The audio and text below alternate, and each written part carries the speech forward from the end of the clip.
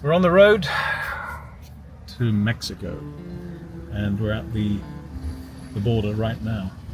And we're about to go through, that'll be my first time, but young Martin here has been many times. Too many times. Too many times. Trapped here too. Yeah. Am I allowed to film here? I would stop after this. The military's over there. When we cross into Mexico, it's into Tijuana, a Mexican city that's said to be the fifth most dangerous in the world, thanks to the constant activity of the Sinaloa drug cartel. We've arranged to meet a former Mexican cop, Ed Calderon, who grew up here and fought the cartels for over a decade. He's worked with the FBI, US Special Forces, and now Ed teaches ordinary people how to survive kidnappings, carjackings, and any other kind of threat you're likely to encounter in high-risk areas. As a leading expert on the drug cartels, he's in massive demand. Hey, we're here with Ed Calderon, finally. We've come to see you today because you're the foremost expert in the cartels, and we'd love to have your knowledge. And now that we're at your offices, perhaps you can show us what's going on around. Sure. So right now over here you can see the latest version of the border wall. It used to not be that high. It used to be just a small piece of metal. We're in Zona Norte, the traditional biggest drug market for Americans who want to buy their drugs cheap. They'll cross the border, come here where all of the sales occur. So this is basically a hub for drug sales, prostitution, and everything dark that happens in Tijuana right now. We're right dab in the middle of it. Right. And also right on the border. This used to be a hub for smugglers. With the heightened security and the militarization of the border, a lot of these smugglers have moved on. But every now and then you can still see drones flying around during the day and night, which are basically the eyes of the smugglers and the cartels. And you can also see when there's fog and there's a moonless night, it's magic hour. It doesn't matter how many agents or security is on that border breaches happen, and that's when you get a flood of people going across. They start jumping over? They jump over, or if we could walk over there, which we can't right now because the border is actually militarized, so there's people actually keeping you actively away from that border. If we can walk along that border wall, border fence, you'll actually see the holes where they've actually cut through the fence. They'll make fake wooden pillars and paint them the same color and put them in. Right. There's holes underneath it. And there's ladders, homemade ladders, rope ladders, and a bunch of other ways that they've been using to jump over. So, Ed, this is your place of work? This is one of them. Yeah. One of them. And how is your security? Because I imagine a man like you needs security. No, not at all. I get that a lot. If I had worked for any side back then, I'd be worried about it, but I didn't. Oh. I kept myself clean. I kept myself on the straight and narrow. And right now I'm more of an activist. I'm trying to bring back more to my community where I came out of, and I do a lot of charity work here, including with former members of the same organizations that I fought against, and also people that I used to work with. I'm trying to do some good with my experience. All right. And if I showed fear, that wouldn't do me any good. I mean, hide in a rock if you want, but your purpose is going to be hidden, you know? So should we go in and maybe get talking about your work? Sure. Great. This is so colorful, Ed. What is this part of the occult culture? What is this? This is Mexican culture is very close to death. Right. It's everywhere. It's in our faith. Mexico parties at the cemeteries during Day of the Dead. There's a fascination with death. It's everywhere. I mean, I grew up with death as a faith. I know. Wow. I expected a crucifix or maybe something like. It's a Catholic thing. It's a very Mexican Catholic thing. Right. Death was venerated inside of a Catholic church for about 300 years in Zacatecas. So at some point that went away, but some of us still grew up with it as something that's ever present. Mexico is a place where death is everywhere. At street corners, you'll see people walk over a corpse and continue eating their tacos. So It's a sad part of our culture that it's such a normalized thing, but also it's a beautiful part of the culture that where we don't fear the skull, you know. But you've also explored the connection between the cartels and the occult. Yeah. So What is the link there? I think a big part of it is Mexican criminal culture and the way that a lot of our culture has glorified some of the criminalistic elements. Basically, in Mexico, the cartels at some point turn into Robin Hood. The vision of them stealing from the rich and giving to the poor. And with that came the veneration of a lot of saints that were tied to that. So in Sinaloa, there's a local saint named Malverde. Malverde is basically a Mexican Robin Hood. He was a roadside thief who would steal from the rich and then give to the poor, which is exactly the example that some of these cartel members want to emulate to win over hearts and minds. And that's how. So when people say, "Can you win the war on the cartels?" You're actually not just fighting the cartel members; you're fighting the entire culture. There's places where you'll go where they are the government, they are the police, they are the ones that pay for the birthday parties, they're the ones that pay for the medical bills, career path. Ed, coming here, we were told by lots of Mexican Americans on our way to the border, don't go to Tijuana, it's very dangerous. Others would say, yeah, you can go as long as you're not going to be seeing anybody who's a bit tricky. I couldn't tell them it was you. You tell us, is Tijuana safe for people to come? We have 90% of all new housing in Tijuana being bought up by Americans, economic migrants. Right. So migration is happening contrary now. So we have many Americans actually living in Tijuana and working in San Diego. If you're dealing drugs on a street corner, it's probably not going to be safe for you here. I won't be doing any of that. But it says it's the 5th most dangerous city in the world, and the UK Foreign Office advises against all but essential travel because it's an extremely violent city. Yeah. Is this not a description you recognize? I don't recognize that description. I think there are a lot of deaths related to the drug distribution and drug trade. I think a big part of that market was brought by Americans moving down here and then feeding into this drug market that used to be on the northern side is now here. So with big drug markets, there's competition. And with competition comes one side killing the exposed side of the other. And the only exposed side of some of these criminal organizations is the individuals selling for them on street corners. So that's where the violence is kind of concentrated right now. Is Tijuana your hometown? Is this where you live and work? This is where I was born. I work here sometimes. I don't live here anymore. I had to move on with my life and migrate to the United States. Right. And that's because of security? It was originally because of security. When I left, I was leaving a job that had me very involved in a lot of issues related to security here in Tijuana. And some of these issues are now resolved, and a lot of the people that I went after are gone. Dead? Yeah. Right. And also, things changed. When I started working here, we had open convoys moving about the city with AK-47s outside of the windows. Open convoys of cartel members? Cartel member Right. open convoys moving around. This is 2004, 2005. We did a lot in the time that I was active, and we fought back, and we provided at least an element of reaction to such things, and they had to go underground. They're not as overt as they were in the past because the hammer is here. They militarized the police, they militarized the drug war itself. I went through paramilitary training, not police training. Yeah. And you weren't expecting that, were you? Because I had no idea. I think you thought that you were signing up just to be a regular cop, right?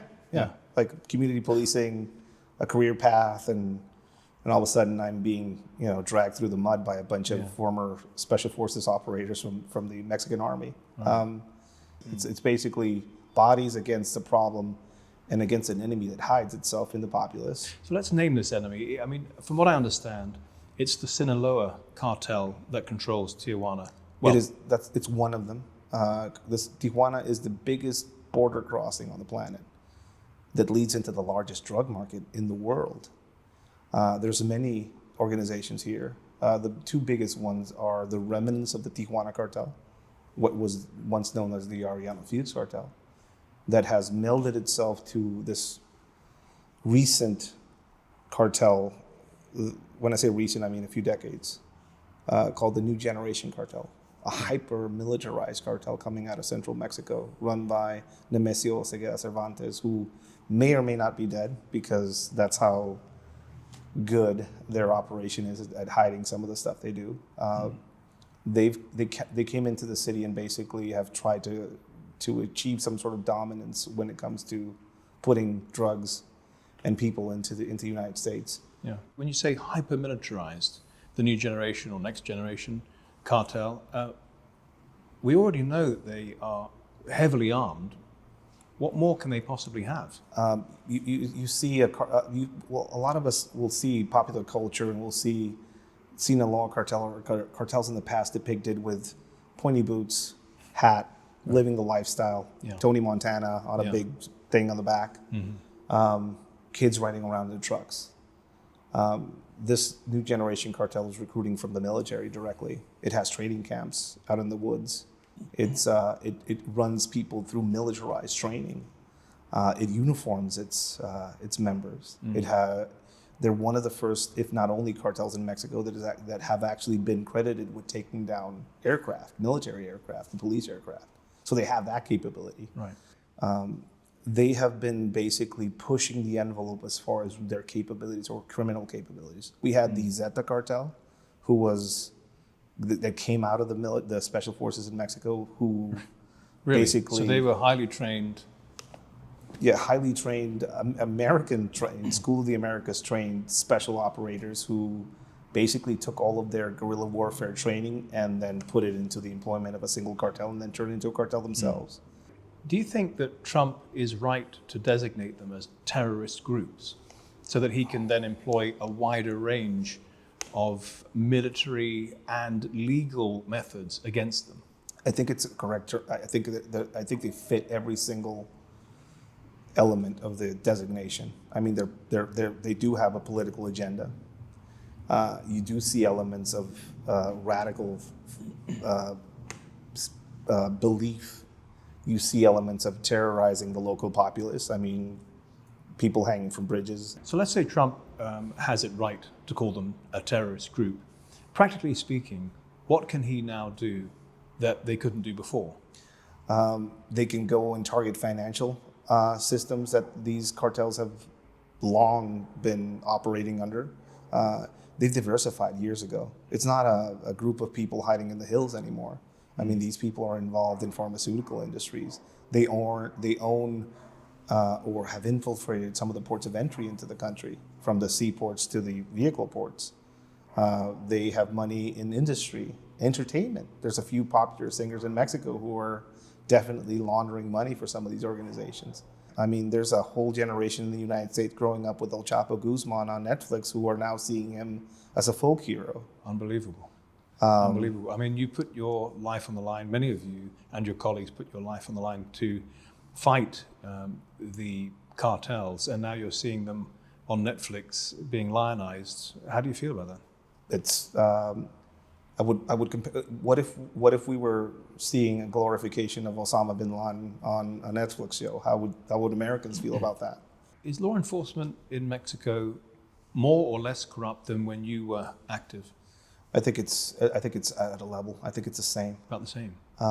We've militarized law enforcement in Mexico now. In the past, federal policing was a civilian thing. If I was somebody that went on a career path and I wanted to go into police, I could just go into that. Now they're drawing all their members from the military, which in a way is helping a lot with corruption. The military is trusted? The military is trusted to an extent. More than law enforcement? The issue with the military is this. They just go by orders. Money goes up, it doesn't go down. Right. So the corruption in the military is probably at a high level versus policing in the street.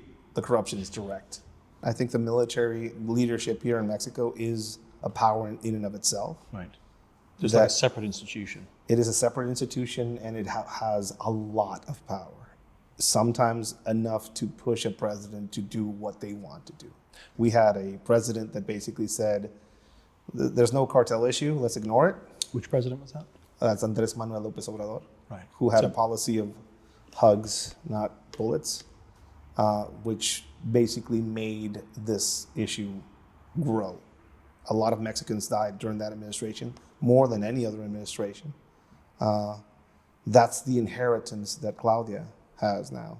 She is Obrador's protege. Yes.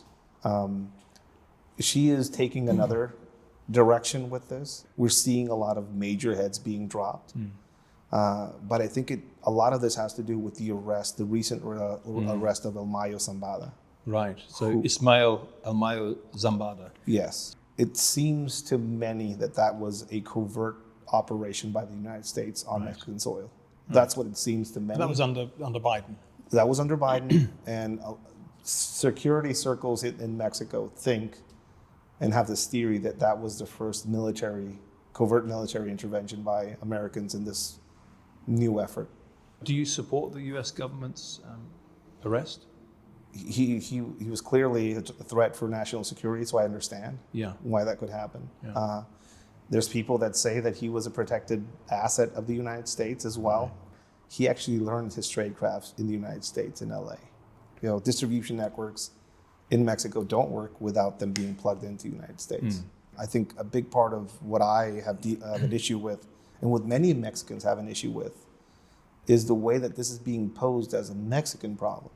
That it is something that is going to be solved in Mexico, that Mexico has a responsibility to solve, or that we'll come down and solve it for you. When in reality, it is a regional problem. These organizations crossed that border decades ago. They diversified, invested in properties on the United States side, and they probably have hands in politics also on the United States side. The way President Trump sees it, fentanyl originates, or the components for fentanyl originate in China, and then they are brought up through the Mexican-American border. And so the Chinese are responsible, the Mexican drug lords are responsible, and he wants to repel them both with the border and with the troops and so on. Are you saying he's focused on external actors, but he should focus more inside America? A lot of this fentanyl. Where would he look? A lot of this fentanyl is going through the mail. Right. Which is something that doesn't really get talked about. Right. A lot of this stuff is being cooked in the United States in laboratories in the United States as well. Fentanyl is going out of fashion already. The problem is evolving, and a lot of the fentanyl that people are finding out in the streets in the United States actually comes not through Mexico. It's actually coming through the mail and other ports of entry. Right. If you were to give Trump some advice in the drug wars, what would be your priorities? There's a feeling of success right now with the threat of tariffs. The president asked for 10,000 troops to be put on the northern border. They were already there. There was a lot of show about it. Yeah. Here in Tijuana, we had 3,000 federal forces already in play. So all that happened was a few planes flew around with troops, and there was a lot of media. Just a PR exercise. I recently posted on my Instagram account, and people can look this up as well, members of the National Guard on the Texas border with shovels and pickaxes looking for drug tunnels. Drug tunnels are 100 feet underground, usually. And they were just looking for drug tunnels with pickaxes and shovels. It was a cartoon. Yeah. A lot of things are being done to appease. And they shouldn't be viewed as victories or as a change. I would just ask the American public to really look at what is being done by the Mexican federal government. The fact that they just had a public event and had this General Cienfuegos, who was arrested on cartel charges, basically paraded around the press as a kind of an act of defiance by the Mexican military. Like, hey, this is still our guy. He's still innocent. We don't care about your charges. The level of migration since Trump came to power for a second term, in late January, that has reduced. It has reduced, yes. And does that mean that the amount of drugs going from Mexico into the United States has also reduced? You would think that, but where are the massive amounts of people going into withdrawals in Mexico, flooding the medical institutions? No. Where's the conversations about people complaining about the spike in drug prices or just lack of supply? Which is the hard data you need I to mean, prove that the drugs are being reduced. That's what I would look for. Yeah. And if people can find that information out, and let's show it so we can see so we can see if this is working. Is this war winnable from the United States' point of view? I think it's manageable, controllable. I think things have been, basically no action at all to secure the border for the past administration is pretty suspect, as far as like, why would they just open the door? Well, that's really interesting that you should raise that. What is your conclusion there? Basically you're saying Biden left the back door to Mexico wide open. It's not an open border. This is a myth. It is a taxed border. If you are an immigrant and you arrive at that border, you're going to have to pay a criminal organization to get you across. That doesn't take into account everything that happens to you on your way through that border, being robbed by federal, local, state officials, the massive amount of sexual exploitation and rapes and just people disappearing on their way up, and also the massive amounts of unaccompanied children that get disappeared. So what does that tell us about the Biden administration then? Corruption. Some sort of, these people were being bussed and flown about the country into different places. And some of these, I have contact on both sides of this border. I have friends and contacts here in Mexico, and I have friends and contacts in the United States. I have friends that work for the Border Patrol who would tell me how they were completely sidelined and just had to allow this amount of people going through. And the only people that benefited here in Mexico about all of this were the cartels. Yeah. When you were talking about all the people coming across who were exploited, I got the feeling that, that actually touched you as a subject. You feel very bad for your people, if you like, from Mexico going into the United States who are being horribly exploited. Does it affect you? Yeah, it's, again, I understand politics and I know how certain buttons and certain motions have to be pushed by the president. I understand that. But being vilified as a Mexican, being vilified in a country that is dependent on our labor. There's no houses being built in Los Angeles after the fires. The United States has an addiction to illegal immigration and labor.